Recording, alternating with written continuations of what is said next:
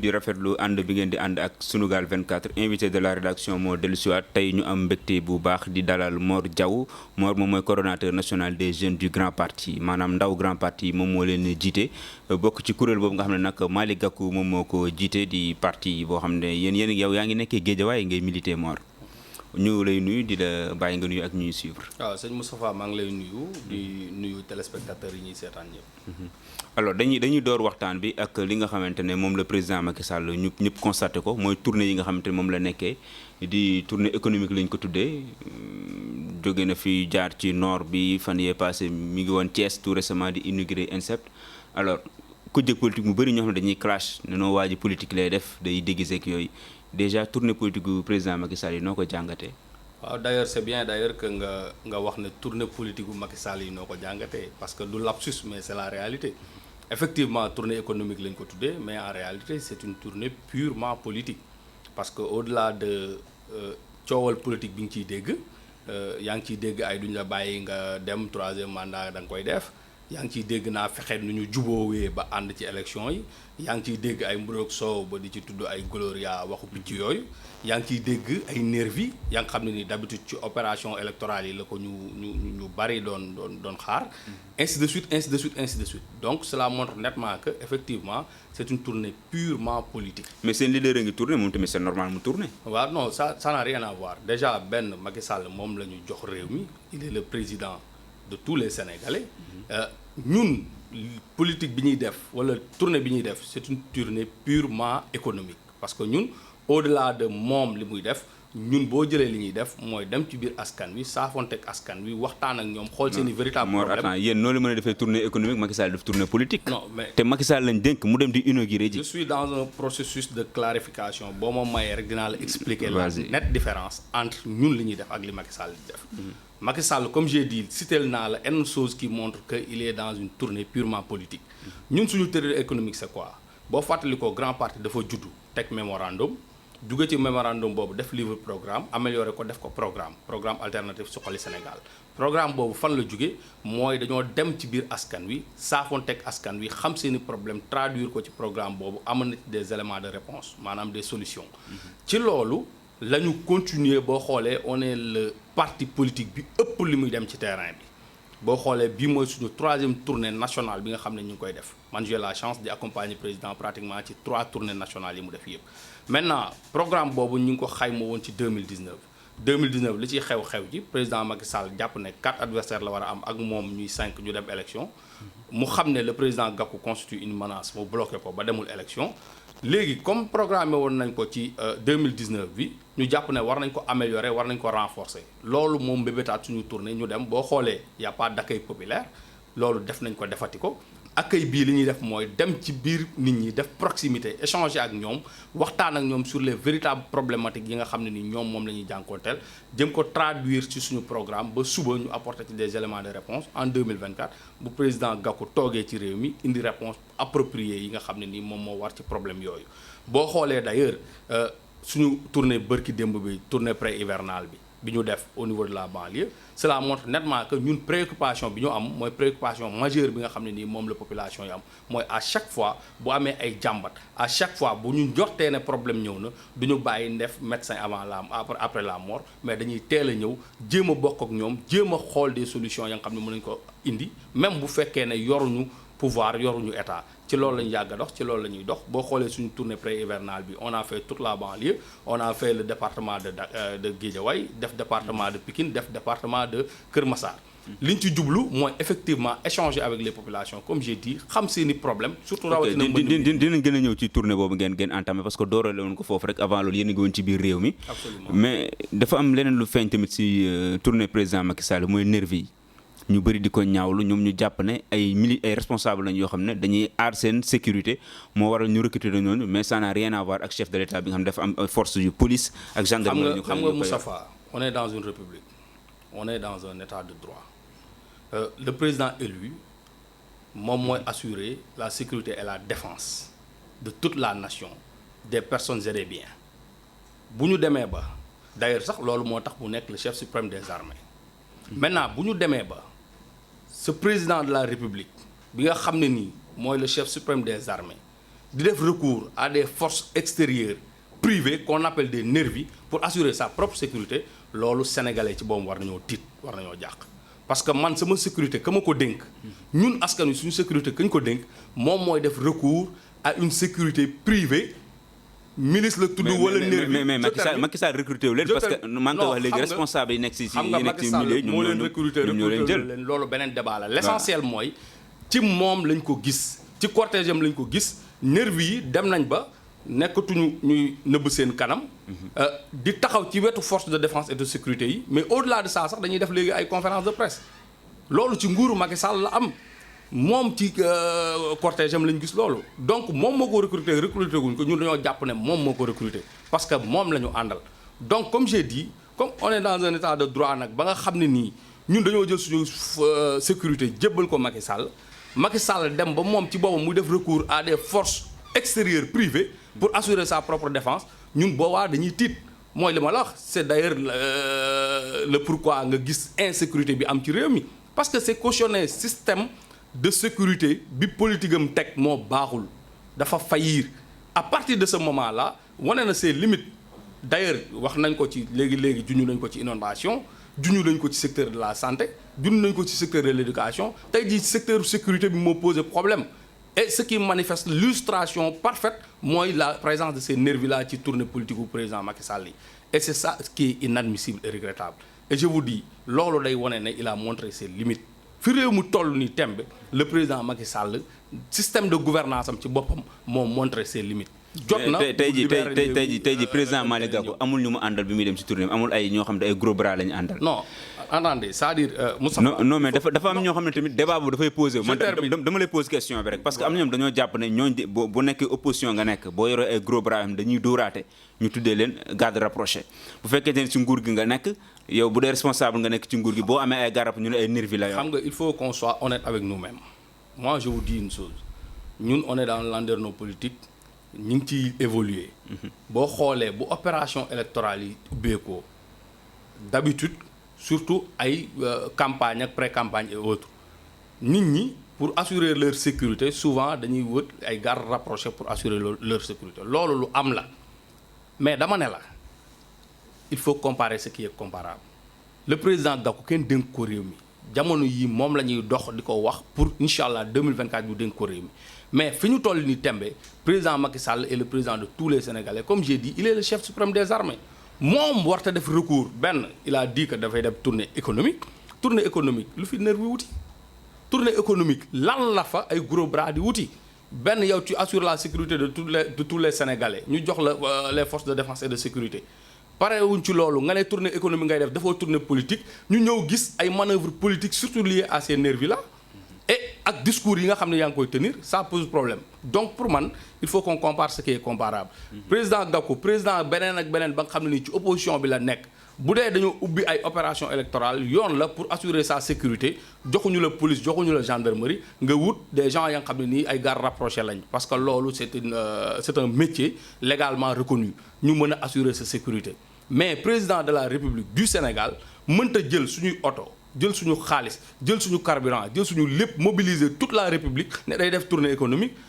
ba pare di def une tournée politique di ci woo ay nervis ak leneen ak leneen c'est ça qui est regrettable te loolu population yi pour ne pas créer benn amalgame di def rapprochement entre le pouvoir et l'opposition population yi il faut que ñu bàyyi xel loolu tey jii ñun bu ñu yoroon les moyens de l'État dinañ def leneen lu dul lii président Macky Sall di def te d'ailleurs c'est l'occasion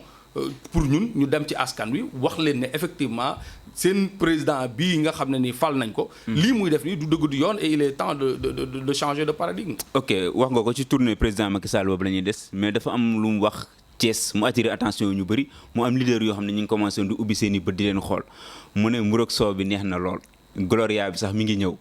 bon bi mu ne Gloria baa ngi ñëw fi ñu toll nii ku nekk yaa ngi xool naan opposition bi kan ma war a doon Gloria bi Gakou du doon Gloria bi on espère. xam nga Moustapha il faut que nit ñi aussi nekk ay responsables. bu dee dañoo am président ba nga xam ne nii politicien ba nga xam ne ay waxi picc lay wax ñun duñu attardé wu ci loolu ñun mënuñu lu Macky Sall la wax ñu nekk ci di ci glosé taluñu loolu ñun askan wi ak seen souffrance moo ñu ñor. actuellement non dafa annoncé l'arrivée de notre leader. il est dans la politique na ko def ñun suñu yoon newu ci ñun l'essentiel mooy par exemple ñun au sein du grand parti on a toujours été avec le peuple et comme j'ai dit on reste avec le peuple ñun dañuy liggéey. fi mu toll nii waxi troisième mandat c'est autre chose fi mu toll alternative la ñuy xool ban alternative moo mën a moom la ñu war a apporter par rapport ak politique Macky Sall bii fi nekk. maintenant moom ci boppam bu jàppee ne ay waxu bas étage ay waxu picc ay gloria kii moom loolu na ko lijjanti parce que actuellement nii il est en perte de vitesse moo tax muy débat ci loolu. ñun opposition li ma la wax dafa leer non opposition responsable d'accord non ñun opposition responsable may ma dugal foofu question opposition responsable. ok vas-y ñun opposition responsable. vraiment taluñu wax picc yooyu ay gloria ak ay mburoog soog yooyu ñun xam nga lan lañ tal. askan wi dañoo nekk ci jafe-jafe démb gis nañu ñu ngi woon ci banlieue bi pour gàttandu mbënd mi xool nan la ñu leen jéem a jàppale ci yooyu la ñu ne. ces questions sont 10 000 fois plus importantes. te moom ci yooyu la waroon ne au lieu de nekk ci ay gloria ak waxu picc yooyu. vraiment man bëgguma ci attardé wu. mais bu dee waxu picc bu dee waxu picc tamit est-ce que dañoo bëgg nga leeral ñi nga xam dañuy suivre Malick Gakou. non ndax mën nañ njort ne wala mën nañ yaakaar ne dana dem fekk ji président Macky Sall. Moustapha waaw ñiy suivre politique. ñi xam le président Gakou xam nañ ne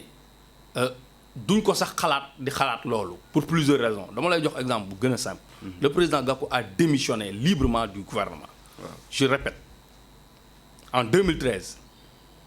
gouvernement Macky Sall le président Gakou bokkoon. Il a démissionné librement du gouvernement amul keneen ku ko fi def ci histoire du Sénégal. Il a démissionné librement du gouvernement kooku il ne compte nullement y retourner mënut cee dellu jéemu cee dellu actuellement nii au contraire ce qu'on dit mooy faire en sorte que 2024 bu fi Macky Sall jugee président Gakou toog fi redresser réew mi ci loolu la ñu ne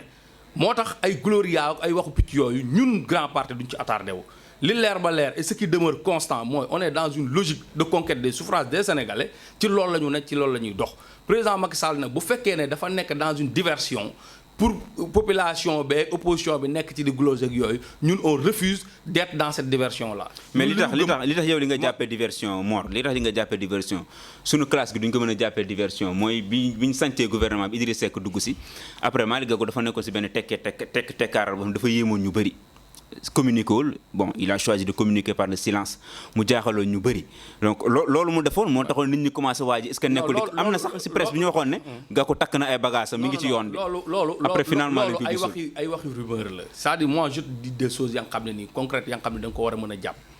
parce que man ce qui m'intéresse sont les décisions du parti du grand parti mësta décider ànd ak Macky Sall te du ko décider ça c'est moi qui te le dis loolu benn la ñaareel bi mooy que ne ñun suñu stratégie politique du am kenn ku nekk ci landerneau politique bi ku ñuy définiral ban moment la ñuy wax ak ban moment la ñuy noppi ban moment la ñuy def ak ban moment la ñuy bañ a def ñun on est un parti souverain un parti libre et indépendant on a un leader indépendant financièrement physiquement moralement lépp loo ko mënta il est indépendant nous autres membres du parti aussi nous sommes indépendants par conséquent on a un parti indépendant parti boobu ñooy xool suñu orientation fan lañ ko war a jëmee ñu jëmee ko fa ba fii may wax ak yow de 2015 la mise en place du parti ba léegi on est avec le peuple et on va continuer à se battre aux côtés du peuple loolu la ñu gëm loolu le président Gakou gëm ci loolu la ñuy dox maintenant notre stratégie politique comme j'ai dit ñun on est un parti de terrain on n'est pas un parti de la parlotte yàgg nañ ci terrain bi yàgg nañoo liggéey jàpp nañ ne communication bu bari bi sax jaru ko l'essentiel mooy dem saafo teg askan mais ñàkk communiquer le baaxul. Oui absolument parce que c'est leader du d'ailleurs il y a certains même qui nous ont reproché ça comme peut-être mu nekk benn faille à notre niveau d'ailleurs c'est ce qu'on est en train de corriger nii moo tax souvent sax ñuy échanger mais ñun jàpp nañ ne li ëpp solo mooy wàcc ci terrain bi wax ak askan wi comme j'ai dit c'est la 3e fois ñuy dem tournée nationale loolu lay won ne on est le parti bi ëpp li muy def tournée di dugg ci biir askan wi c'est parce que ñun on est un parti du peuple le président Gakou est issu de la banlieue bi c'est le Sénégal en miniature yow xam nga loolu par conséquent sénégalais yi ci boppam le président des sénégalais le parti des sénégalais c'est le grand parti moo tax du ñu jug ci dem di saafonte ak askan wi di wax ak askan wi ok wax nga ko léegi le parti des Sénégalais c'est le grand parti loolu yaa ko wax. loolooy li am. voilà léegi dañuy des ci mbirum grand parti boobu ba tey Moustapha Niasse dafa ne 2022 dafay jéggi bopp AFP bi mu nekk bon am ay analystes yu commencé di xalaat ne est-ce que mënuñoo yaakaar benn Malick Gakou bokk si ñi nga xamante ne soit dafay dellu ci kër ga yóbbaale njabootu grand parti wala mu xool nu muy def est-ce que mën nañ njortu ëllëg benn daje amaat diggante AFP ak grand parti. xam nga tout à l'heure nee naa la le président Gakou a démissionné librement du gouvernement. jóge ci démission boobu am benn orientation bu mu jël jàpp ne jot na ñu jiite réew mi waa AFP gis beneen orientation ñu tàqalikoo ba ñu tàqalikoowee ñu créer grand parti ñi ñu dàqee woon AFP ak d'autres sénégalais teg grand parti mu nekk un très grand parti am bànqaas yépp lu parti di am ci biir réew mi ak ci bitim réew loolu ba mu amee ñu nekk ci di ci liggéey pour consolider le projet de société même du grand parti léegi-léegi wax naa la ko le programme alternatif Suxali Sénégal d'ailleurs moo waral suñu tournée yi yëpp parce que nit ñi boo bëggee saafara seen i jàngoro il faut que nga dem ba xam diagnostiquer ko pour mën ci apporter des solutions ci loolu la ñu nekk maintenant loolu duñ ci nekk ba pare di am ay bëti ginnaaw ñu nekkuñu ci loolu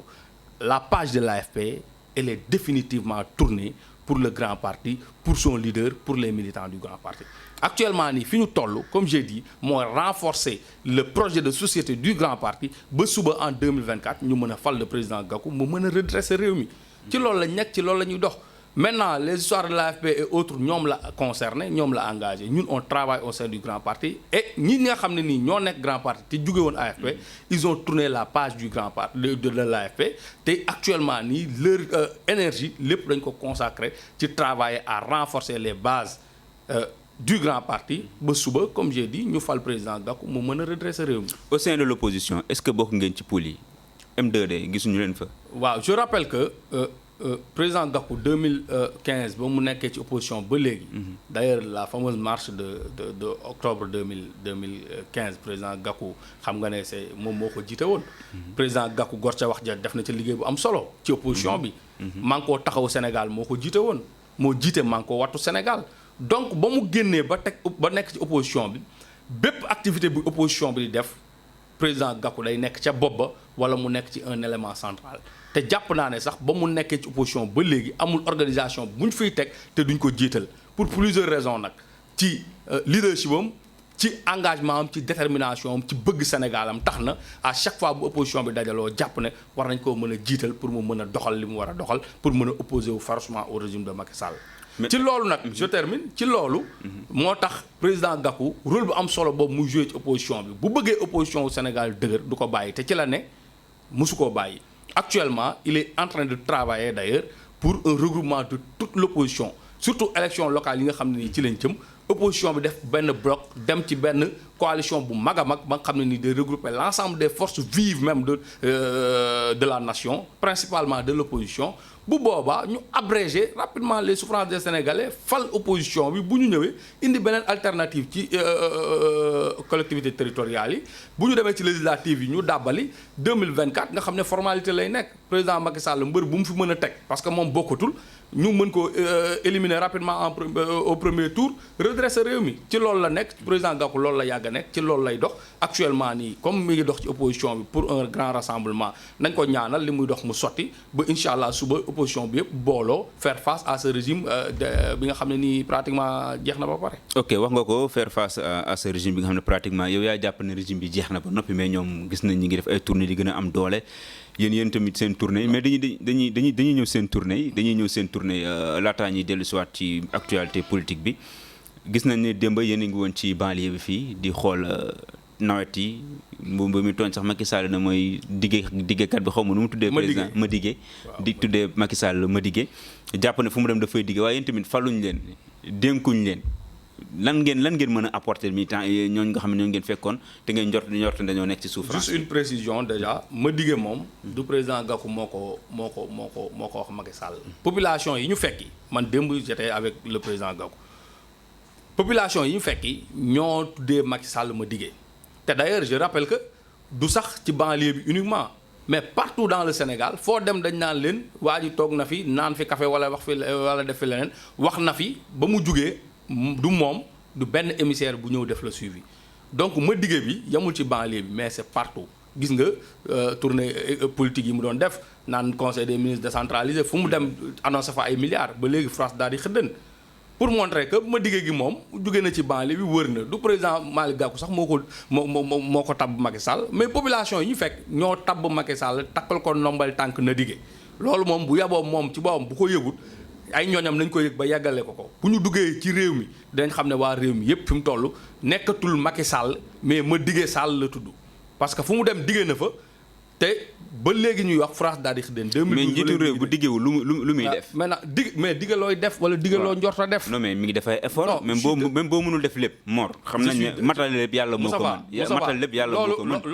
loolu benn brèche bu ma la doon wax la rek. maintenant population yi ko tuddee ma diggee boo demee ci ñoom dinañ la wax lan la fa diggee te defu ko ñun démb la ñu gis xam nañ ne bu duggee 100 it deful 2. par conséquent loolu moom population yi yéen da ngeen di fekkee fi nga xamante ne mooy metti ngeen dem taxaw fa pour revenir li mu def du ngeen ko nangoo gis loolu tamit est-ce que benn nihilisme xam nga lan la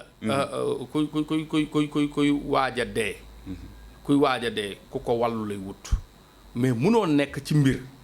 ñun jox la suñu budget national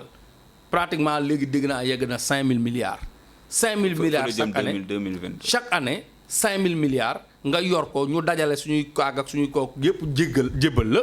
nga war a defar askan wi nga say ordre de priorité faussé népotisme bi am ci réew mi conspiratisme bi am ci réew mi ak yeneen donc bu leen diggee 100 ñëw jox leen 2 jàpp nañ ne c'est très infime par rapport ak li mu war a def ndaxte suñu budget national lañ ko jox. donc les populations bu ñu exigeanté envers le président Macky Sall war nañ koo def man loolu laa jàpp te loolu mooy réalité maintenant pour revenir ci ñun le fait que ñun ñu dem ci ñoom xam nga dafa am 2 choses. ñëpp xam nañ ne le président Gakou il est né et il a grandi ci banlieue bi ñëpp xam nañ ne li mu def ci banlieue bi def ko ci Sénégal ci moyen ak fonds propre am amul benn leader politique buy laaj réew mi bu ko def loolu c'est un constat général et global ñëpp xam nañ ko président Gakou dans tous les domaines fépp foo dem président Gakou yàgg na faa taxaw askan wi yàgg na faa dimbali askan wi donc boo xoolee sax l'homme le plus social lañ koy tuddee parce que tout simplement toujours il est au chevet des populations donc on n'en disconvient pas caractère social boobu dem na sax ba mu créer une fondation mettre en place une fondation maternité solidaire pour dimbali ñi nga xam ne nii dañuy mucc di am doom ba pare di ci loru parce que chaque jour mu rappelé ko 4 heures de temps yu nekk Sénégal jigéen dina faatu ci jur doom te ça c'est inadmissible ci réew mi nga xam ne nii réewu Sénégal le 21e siècle maintenant nit ku mel noonu dem ci population yi avant mbënd mi échanger ak ñoom pour xam leur véritable problème ni leen moom compte tenu de ses moyens propres ak ay xaritam dina xool ensemble lan la leen mën a soutenir en termes peut-être de matériel moyen matériel lié à pompe yi ak essence yeeg yeneen parce que aussi ce qu'on a remarqué mooy station de pompage yi ak pompe yi yu bari actuellement ni taxaw na par manque d'entretien yooyu yëpp c'est des choses ya nga xam ne nii population bi am nañ ci njàqare te actuellement bu xiinee sax ñu jooy et c'est ça qui est regrettable maintenant nag le président Gakou avec ses équipes techniques noté nañ l'ensemble des difficultés liñ ci mën a apporter à travers ses moyens propres et les moyens de ses amis réunis dina ko ci apporter pour au moins régler une partie de la souffrance maintenant nag yoruñu état la ñu dénk wàllu woowu ñun aussi au-delà de moyens propres yooyu nga xam ne dañ ko génne jàppale ko population yi on lance un appel à l'État pour que mu dimbali askan wi nga xam ne nii ñu ngi loru ci mbënd mi te actuellement nii ñun la ñu gis démb bu ci état jugul dina gën a doy waar te loolu askan wi wax nañu ko ñun aussi on a une voix qui porte président Gakou c'est un porteur de voix il lance un appel à l'État mais au-delà de cet appel-là on a constaté l'échec de l'État plan décennal bi ñuy wax plus de 500 milliards nga investir ko ci wàllu inondation ba léegi nit ñi ñu ngi dee ci mbënd mi ba léegi ay xale ñu ngi loru ci mbënd mi ça pose problème comme population bi ñoo ci nekk à la veille des inondations aussi président Gakou ne naa jugaat sol sama daal man personnellement samay fonds propres li ma leen mën a dimbalee ma dimbalee leen ko leneen li mooy ma yuuxu ba état bi yëg li may wax ba li ñu jëm comme axe prioritaire ñu changer ko jéem a faire en sorte que population yi mën a évacuer ndox yi très rapidement avant ñuy dugg ci situation. mais est-ce nekk dàq ginaar waxaale sax soxla ngeen nekkoon di def kon parce que bu fekkente ne campagne bi xam nañ ne léegi local yi daal di jub si. bu ngeen demee ci askan wi jege leen jéem a wax ak ñoom def leen ay promesses yéen tamit def ay dige campagne électorale campagne lay gën a nduróol. mais frère déjà man ce que li ma lay wax mooy ñun duñu dige président Gakou demul fenn dige fa d'ailleurs ba ñu créer parti ba léegi. non mais boo ne dinañ ñëw ab liñ ci mën ñu def ko ci. waaw mais xam nga liñ ci mën ñu def ko ci. xam nga diggee mooy danaa def lii danaa def laa. maintenant bu ñu ñëwee constater les problèmes ba pare comme je t'ai dit dafa ànd ak ay équipe technique yooyu ils ont recensé l'ensemble des problèmes on va y travailler par rapport aux solutions. à partir de ce moment là bu ñu demee la ñu man ba gis ne lii solution la war nañ ko mën a apporter dinañ ko jël jébbal leen ko donc diggewuñ ko fa. on leur a juste dit que constaté nañ problème yi les équipes techniques ont noté li ñu mën ci suñu wàllu bopp bu ñu demee nañ ko travailler bu ñu amee ay solutions ya nga xam ne nii dans un premier temps dina leen aider à soulager leur souffrance ñu dem aider leen ci. te loolu je pense que sénégalais bu nekk bonne volonté bu nekk homme politique bu nekk war ngaa mën a jublu ci loolu parce que nag au-delà du fait que sax dañ la dénk réew war na à chaque fois ngay dem di nemmeeku askan wi leneen li mooy élection locale yi nga wax léegi ñun bàyyiwuñ ba élection ñuy dem ci nguur d'ailleurs sax ba ñu jaaree Thiaroye am na des populations yu ko doon wax naan fii benn homme politique bi ñu fiy gis mu ñëw lu dul élection président Gakou la. C'est parce que tout simplement comme je vous ai dit c'est un enfant du peuple. C'est le président du peuple par conséquent du xaar ay élections jot muy doog a dem ci population yi moo tax ñun du ñu jël mukk en bandoulière les élections aussi bien mu nekk locale législative que présidentielle l'essentiel mooy à chaque fois que bu population bi nekkee ci ay jafe-jafe à chaque fois bu ñu njortee ne population bi ci lendemain yu noir la jëm dañuy daw nekk seen wet defal leen waxtaan ak ñoom bu ñu amul sax lu ñu leen jox ñu nekk seen wet defal leen ci logique boobu la ñu nekk sans compter nonobstant li ñu yàgg a def ci logique boobu la ñu nekk pour dimbali population. parti bu ñemee terrain la moom loolu moom ñëpp xam nañ ko ci grand parti moom parti boo xam ne day wër di mais est-ce que terrain bi mi ngi fay. parce que grand parti lañ ko tuddee ci tour bi waaye ba léegi nekkagul un grand parti. non c'est un très grand parti. non léegi ba léegi nekkagul un grand parti. xam nga nee nga c'est un parti de terrain. c'est ça qui fait parti bi dem terrain bi la d'accord. baal ma expliquer la une chose très simple. xam nga sénégalais mën nga ko waxal lu ne mais sénégalais yi ñu am jom lañu sénégalais ñu am ngor lañu sénégalais ñu fonk seen bopp lañu tey jii sénégalais boo ko yëgee rek moom ko sénégalais kenn du ko jënd parfois nag nga gis ci meeting yi gars yi di joxe xaalis ak kii ak yooyu dañ koy lekk toog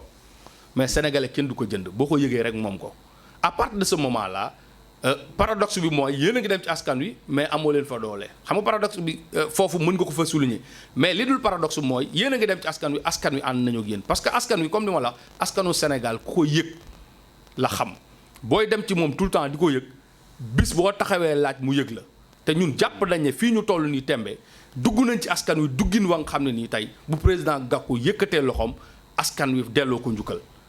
moo tax ma jàpp ne 2024 le président Gakou va remplacer le président Macky Sall ñu redresser réew mi parce que dugg nañ ci askan wi saafonteeg askan wi xam li problème mu askan wi xam seen i njàmbat jéem ko traduire à travers notre programme comme je vous ai dit apporter nañ ci ay solutions ya nga xam ne nii jàpp nañ ne lii bu ñu ko tegee dina mën a dox. mais balaa ñoo yegg 2024 dafa am élection locale yu ko jiitu ba noppi muy mbirum Guédiawaye gis nga 2014 ñu bëri yaakaaroon nañ ne Malick Gakou formalité lay doon si moom rek day ñëw nekk ko mu daal di pousse bàyyi Aliou Sall ñëw daal di toog loolu est-ce que doon erreur monumentale boo xamante ne waa grand parti def nañ ko jamono jooju. déjà pour wax la ci élection locale yi. wax naa la ne opposition bi ñu ngi réunir pour échanger pour voir ensemble comment aller en élection dans le cadre d'une grande coalition. mais pour souligner la benn mbir président Gakou ak Guédiawaye c'est une autre histoire depuis plus de 20 ans nous sommes nés nous avons grandi à Guédiawaye. président Gakou li mu def Guédiawaye amul benn homme politique bu ko def Guédiawaye au-delà de Guédiawaye sax li mu def ci Sénégal comme j'ai dit tey jii boo demee Casamance la fa président Gakou def amul benn homme politique bu ko def Casamance ci propre moyen am boo demee Mbour amul benn homme politique ba nga xam ne nii def na fa lu président de. mais lan la def Casamance lu benn homme politique deful Sénégal par exemple. non dama lay jël Casamance yaa ko cité lan la fa def par exemple lu benn homme politique. mais loolu boo demee ci waa Casamance. ñun demuñu Casamance. baal ma expliquer yow yaa ne mu def Casamance kenn defu ko expliquer ñu dem fa def wax la fa def. en fait j'ai pris l'exemple de la Casamance mën naa jël feneen ak feneen ak feneen ak feneen. mais retenons par exemple Casamance comme da nga ci bëgg a attardé wu ma wax la fa def. déjà Casamance. Allez Casa Sport. Le président Gakou yàgg na ko soutenir parce que le président Gakou dafa jàpp ne ndaw yi. Mor lu mu def Casamance nga ne man Allez Casa yàgg na ko soutenir Allez Casa ñëpp leen di soutenir. Abdoulaye Baldé leen soutenir ku ne leen soutenir. xam nga mon frère c'est-à-dire si on veut que débat bi neex nga may bàyyi ma développer. parce que à chaque fois bu ñuy éclaircir certaines choses. boo ko daggee rek day am rupture. parce que bu ma yemee ci Allez Casa rek ça devient réducteur. c'est vrai. je donne un exemple très simple ñëpp xam nañ ne Jules François Bocandé ñëpp xam nañ ne monument la Casamance. monument la Casamance ñëpp xam nañ ne tombe Jules François Bocandé plus de 5 millions président Gakou moo ko financé ci fonds propres ak yeneen président Gakou yow xam nga ne c'est un bienfaiseur ba nga xam ne nii partout au Sénégal il fait des actions maintenant nag bëgg ko élucider à travers def na laa peut-être du ñu jógee ci émission bi mais li ma lay mën a wax te nga jàpp ko mooy dans tous les domaines surtout au niveau de la jeunesse le président Gakou li muy def ci jeunesse su Sénégal amul benn homme politique bu koy. li may d'accord ak yow maintenant à partir de ce moment def na damay d'accord ak yow mais amul benn homme politique bu ko def moom. non loolu moom jamais des réserves. xam nga lu tax ma wax loolu. non parce que tamit yow xamal li sa leader def. mais xamoo li leader ñeneen ñi def tamit. waaw ñoo nekk ci scène politique bi. d'accord ñun yow xam nga. mais yow li sa leader def moom nga xam. mais écoutez li beneen leader def mënoo koo xam tamit. mais écoutez boo toogee fi nga li mu def Casamance benn leader def ko fa li mu toog Mbour benn leader def ko fi tamit. bàyyi ma wax la en fait il faut pas s'appesantir trop sur la Casamance parce que j'ai pris juste l'exemple de la Casamance mais je parle du Sénégal de manière générale ñu ngi ci réew mi lañ dëkk xamante nañu. yow tey jii xam nga leader bienfaiteurs yi nekk ci réew mi xam nga ñi nekkul ci parce que aussi quoi qu'on puisse dire tey jii tu m'as confirmé par rapport ak Guédiawaye ma élargir ko ne ko ne la au-delà de Guédiawaye du Sénégal donc par conséquent nit ñi xamante nañu loolu président Gakou d'abord boo xoolee la plupart buy def sax da koy nëbb parce que bëggul d'habitude di def dara di taxaw di ko fësal surtout dans le cadre de ses actions humanitaires et autres mais qu'on dépasse cette étape là état bu Guédiawaye bi ngay wax foofu lañ doon wax moo wax la ne le président Gakou depuis plus de 20 ans li mu fi def amul kenn ko fi def 2014 bi ngay wax président Gakou puusul effectivement da ko gagné haut la main il était le coordonnateur de Benno Bokk Yaakaar en 2009 président Gakou moo jiite woon liste bi fii en 2014 il était le coordonnateur de Benno Bokk Yaakaar mais bokkul ci liste yi parce que tamit mënoo am maire sortant nga démissionné conseil régional démissionné ci gouvernement ñëw ne ko jugal ma toog loolu c'est insensé Cheikh Sarr était le maire de Benno Bokk Yaakaar président Gakou était le coordonnateur de Benno Bokk Yaakaar Cheikh Sarr est venu lui dire dama bëgg nga jàppale ma nekkaat maire mu ne ko volontiers Cheikh dinaa la jàppale nga nekkaat maire ñu nekk ci dynamique boobu ba à la dernière minute Cheikh Sarr a quitté la liste de Benno fekk nag Gakou nekkul sax candidat nekkul sax ci liste yi par conséquent loolu moo may boulevard Aliou Sall mais du président Gakou moo pousse maintenant nag. loolu est-ce que doon erreur de ça. non est-ce que waroon def préoccupation mu ne man mairie bi dama. non xam nga loolu. booy def politique pour sa bopp. booy def politique pour sa bopp. lépp da nga koy résumer mais responsable tamit Malick Gakou bu yorul mairie day xaw difficile. non je termine xam nga non mënul difficile ci moom. non parce que proximité bi Aliou Sall am tey lii problème mu Sénégal mooy surtout lii problème mu suñu maire yi mooy on se sert de la mairie pour un tremplin électoral et c'est ça qui est dangereux dans ce pays. Les mairies là c'est pour travailler pour être aux côtés des populations mais si on se sert de nos mairies pour un tremplin électoral c'est ça qui est terrible. te nit ñi dem na ba conscience collective bi loolu la ñuy dugal ci nit ñi non da ngay nekk maire pour après nga nekk président du Sénégal non il faut qu'on arrête mairie yi du ay tremplin électoral mairie yi c'est pour liggéeyal askan wi maintenant président Gakou loolu la comprendre très tôt jàpp na ne joxe sa kaddu sàmm ko moom la ñu war a dundee ñun politique yi moo tax ba mu joxee kaddoom Cheikh Sarr avant même l'arrivée de Aliou Sall kaddoom googu la sàmm ba à la dernière minute si Cheikh Sarr a choisi l'option d'aller ci beneen liste fekk nekkul ci liste yi man je pense que gàcce ngaalaama la ñuy wax parce que nag c'est très rare les hommes politiques yi joxe seen kàddu di ko sàmm parce que actuellement nii askan wi boo leen xoolee li ñuy ëpp mooy dañ naan boo xoolee homme politique du wax dëgg lu mu la wax du ko def bu diggee day diggee dem yoonam mooy comme ma diggee rek ainsi de suite à partir de ce moment là si vous avez un homme politique qui a les valeurs du président Gakou mi nga xam ne nii bu waxee sàmm kàddoom du diggee te lu mu mbébét jéem ko bu ko yàlla sottilee mu def ko genre googu je pense que dañ leen a war a yëkkati ba Sénégal yëpp xam leen te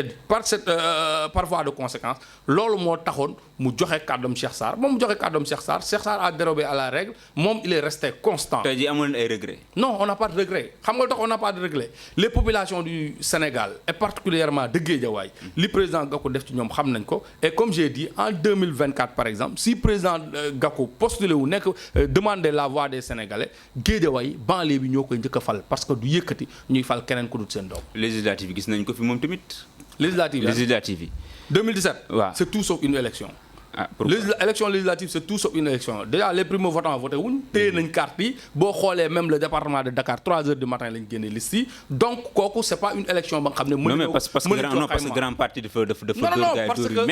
parce que dañoo sàcc élection yi Benno Bokk Yaakaar non parce que dañoo sàcc nu mu leen neexee. joxe seeni résultats yu mu leen neex je te donne un exemple très simple et illustratif. muy département de Dakar 3 heures du matin nan lañ mën a génnee ay résultats élection 3 heures du matin nan la ñu mën a taxawee jékki-jékki ne Benno Bokk Yaakaar gagné na au détriment de Benno de Manko Taxawu Sénégal bi président Gakou nekkoon ak président Khalifa ak président Idrissa donc pour t'expliquer que 2017 du baromètre parce que c'est tout sauf une élection maintenant nag élection locale ak Guédiawaye yëpp yu président Gakou dem mësta dem élection locale perte ko ak Guédiawaye yi mu dem yëpp da koo gagné et élection locale yi ñu jëm day nekk illustration parce que day confirmer la règle parce que da koy gañewaat maintenant nag au-delà des élections locales 2024 on travaille à mettre au président le président Gakou. non mais balaa ngeen di wax 2024 quand même lijjanti leen locales yi pare. parce que non locales yi c'est déjà acté. non yaakaar naa ne locales yi moom bu gañewul Guédiawaye moom 2024 moom xam nga ce que je xam nga li may bañ mooy ngeen cantonner les leaders ci ay base locale. yaa ngi xam ne nii mais comme base locale kay mais Mor il faut nga am base locale doo ko mën a prétendre am une base nationale. on est xam nga le président Gakou ñëpp xam nañ ne il a une base nationale. maintenant Guédiawaye symbolisme bi mu représenté ci grand parti kenn werante wu ko. parce que le président Gakou mooy fiefam mais au-delà de ça dama lay wax benn mbir nga war koo jàpp. on est en démocratie te démocratie ci élection la ñuy nattee comme j'ai dit élection yi président Gakou dem yëpp gagné na ko par conséquent base naturelle. et affective bu président Gakou Guédiawaye la te Guédiawaye yàgg na koo confirmer maintenant élection yi ñu jëmaat effectivement dañ koy confirmer waat mais au-delà de ces élections laa lay wax ne la c'est-à-dire actuellement nekkatuñu ci logique gu gagné nga gagné woo amoo ba non au niveau national le président et le grand parti au niveau national on a une base très solide te élection 2024 dina ko confirmer maintenant local yi moom rassurez-vous ñun ñoo nekk Guédiawaye te incha allah rabbi retiens bien ce que je vous dis la coalition de l'opposition va gagner Guédiawaye actuellement on y travaille et ñun tous nos souhaits mooy mu sotti te bu sottee incha allah élection yi ñu jëm coalition de l'opposition. non attends Guédiawaye Lat Diop Bougazeli y a Aïda Sow Diawara y a aussi Racine Talla ak ñeneen ñi nga xam ne ñëpp mënu ma leen a citer tey jii yaakaaroo ne mbir mi gën na compliqué seen côté. mais mais Guédiawaye vous me citez des noms je peux te citer des noms. Guédiawaye y a Mor Diaw Guédiawaye y a Amath Kourouma Guédiawaye y a Aminata Kanté Guédiawaye y a c'est-à-dire vous me citez des noms je peux te citer un nom pour vous dire que en réalité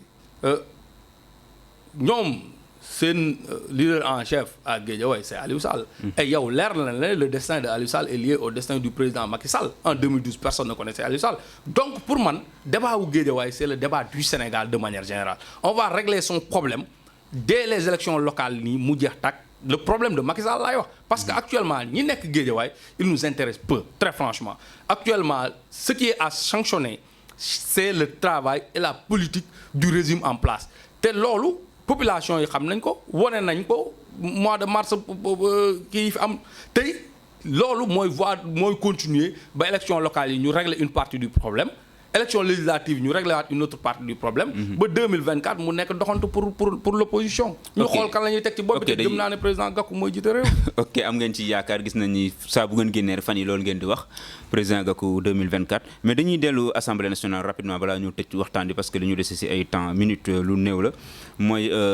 projet de loi bi nga xam ne ni ki bërki démb Cheikh Bamba Dièye dem na kalaame ji ko fële ca conseil constitutionnel ñu gis ne seen député yi nga xam ne ñoo teew foofu ca assemblée nationale ñoom tamit contre lañu voté naturellement comme waa opposition bi jàpp ne pour modification yi apporté ci code pénal ak code de procédure pénale bi dafa liberticide ban commentaire ngay def ci loolu xewoon fële ci assemblée nationale di le 25 bi ñu. mais li xew ci assemblée nationale lu ñaaw la lu Sénégal askan yëpp di regretter la parce que en réalité on parle de nervi mais acte nervi yi rek lañ gis assemblée nationale une opposition qui ne fait même pas 30 personnes une majorité de plus de 130 personnes di acharné wu ci opposition ba nga xam ne ça ne fait même pas 30 personnes loolu mooy acte terroriste ak acte nervi en réalité ñoom mots yi ñuy utiliser ñoom rek ñoo koy doxee di ko jëfee keroog li xew assemblée nationale terrorisme la au-delà de ce terrorisme là acte de nervi la et loolu ça doit être corrigé dañ ko war a lijjanti ci nu ma gën a gaawee parce que tamit gis nga dans une démocratie ñaari parti yëpp la de. dans une démocratie ñaari parti yëpp la. non parce que dégg nañ ñu nekk ci opposition bi ñu yëkkati ay kaddu dégg nañ ñu nekk ci parti au pouvoir ñu yëkkati ay parti ay kaddu. xam nga la loi. bu ñu nekkee dans une démocratie démocratie day protéger également les minorités c'est important tey jii l'opposition quoi qu'on puisse dire est minoritaire au sein de l'Assemblée nationale. Mais plus de 130 personnes. di acharné wu ci une opposition de moins de 30 personnes ça pose problème maintenant ñoom la méthode de défense bi ñuy def on peut en discuter mais li am solo ba am solo mooy ils ont été attaqués et ils ont trouvé des moyens nécessaires yi ñu jàpp ne war nañ koo défendre ñu défendre ko man lecture boobu laa ci def maintenant cette loi là déjà yóbbu nañu ko ci procédure d'urgence jugee ci procédure d'urgence voté loo ko coûte kii bi war ko promulguer li ci am solo ba am solo mooy y a des non-dits c'est un loi fourre-tout ba nga xam ne nii lu ne ngi ci mais nag pour man opposition parlementaire bi def nañ seen rôle bi ñu war a def d'ailleurs récemment j'ai entendu avant-hier que def nañ saisine conseil constitutionnel li ñu war a def nañ ko war a def mais li leer ba leer da nga war ko jàpp da nga xam ne actuellement nii moo am ci réew mi mooy askan wi dootuñu nangooti kenn di leen yóbbu fu leen neexul ils peuvent voter une loi mais tey jii bu fekkee ne orientation yi président Macky Sall jël ak ay régime am yi ñu jël neexul askan wi bu boobaa askan wi dinañ répliquer comme ce qui s'est passé au mois de mars dernier pour wax la ne rek maintenant les Sénégalais sont très exigeants et sont très regardants ci ñi leen di jiite actuellement le problème est réglé par le peuple mooy problème mu troisième mandat mooy problème mu ces genres de loi yi ñuy voté fii képp koo fi tëj bu jaarul yoon wala nga buntu xatal ko le peuple fera face et ça le président Macky Sall xam na ko ñi muy àndal xam nañ ko foofu laa yem ci loi bi du ma dugg ci les aspects techniques. doo dugg ci les aspects techniques li ñu amoon ci temps presque jeex na lan mooy doon sa mot de la fin ñu yëkkati jotaay bi. di la sant Moustapha di la gërëm bu baax a baax di rafetlu seen invitation. di wax ne aussi lii ngeen def nii au niveau de la banlieue c'est extrêmement important. Merci. Et on lance un appel aux autorités surtout de la banlieue ñu ñëw. jàppale Sunugal 24 parce que quand même locaux yi ma gis tey c'est vraiment extrêmement important parce que lii day suuxat surtout l'emploi des jeunes parce que li ma gis pratiquement entrepreneuriat jeunes yi rek ñoo fi nekk comme président Macky Sall à chaque fois daf ñuy woo bu dara amee amaduwee ñu nax ñu promettre ñu des choses yéen seen genre gi lii ngeen ñi def c'est la véritable réponse à ces questions-là liées à l'emploi des jeunes donc on vous encourage ngeen continuer ci dynamique bi woo les autres aussi bu ñu mënee ñëw en appoint pour au moins faire développer cette boîte qui est au niveau de la banlieue et qui fait un excellent travail dina ci am solo. merci Mor ñu ngi lay jaajëfal ci disponibilité bi démb yaa ngi woon ci banlieue bi mais naka lañ coordonné affaire yi rek nga nangul ñu ko ñëw fii xam nañ ne comme ni ma ko waxee les grands partis moom parti terrain bi la. c'est ça bu ngeen jógee banlieue fu ngeen jëmaat. actuellement dañuy delluwaat ci biir réew mi parce que mën na mi yemul ci banlieue bi kase. ok merci ñu ngi lay jaajëfal Mor Diaw la moom moo nekk coordonnateur national des jeunes du grand parti ñu koy jaajëfal ci invitation bi ñu nangul di leen di jaajëfal ci ànd bi ngeen doon ànd ak ñun Dóor waar moo nekkoon ci caméra yi ba beneen yoon incha allah.